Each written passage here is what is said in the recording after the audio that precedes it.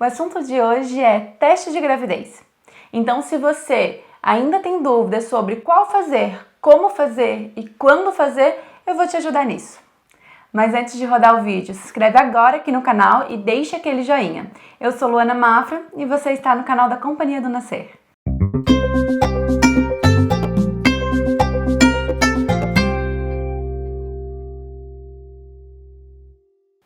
Quando a gente entra nesse mundo da maternidade, um dos primeiros nomes que a gente conhece é o HCG. É por conta desse hormônio que a gente sabe, através de testes de gravidez, se a gente está grávida ou não.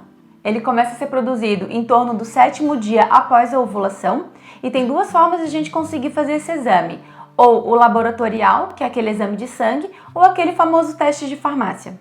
Sobre esses testes eu separei para vocês tanto os pontos positivos quanto os negativos. Começando então com o teste de farmácia. Ele é encontrado então em qualquer farmácia, muito facilmente e não precisa de requisição. Além disso, ele tem um valor bem acessível, em torno de R$10, aqueles mais baratinhos, né, que é só uma fitinha, e eles vão ficando um pouquinho mais caros dependendo de como é esse teste. O que tem valor mais alto é aquele que parece um termômetrozinho e já consegue detectar mais ou menos quantas semanas de gestação a mulher está. Todo teste de farmácia é feito através da coleta da urina, então a mulher tem essa facilidade de fazer dentro da sua própria casa.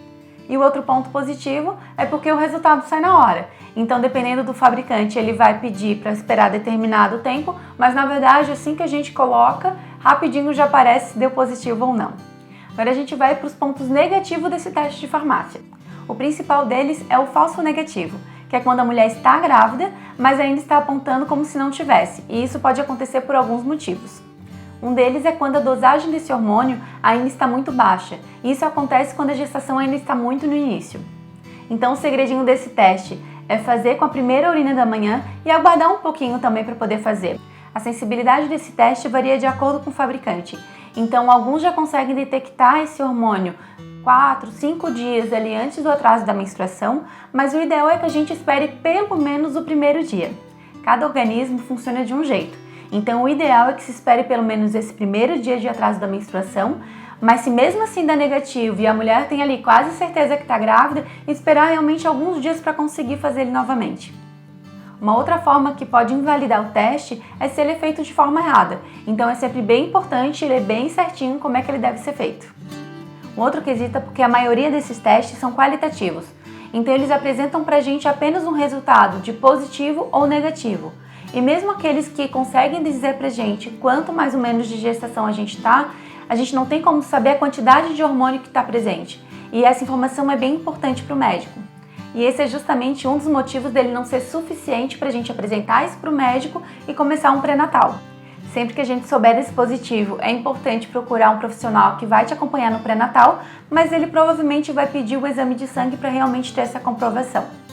Agora falando do teste feito em laboratório, aquele que a gente colhe o sangue. Um dos pontos positivos é porque ele é muito mais sensível, então a gente já consegue saber bem no início se a gente está grávida ou não. Ele é muito mais confiável, então não existe essa possibilidade de dar um falso negativo, mas é claro, sempre importante a gente procurar um laboratório de confiança.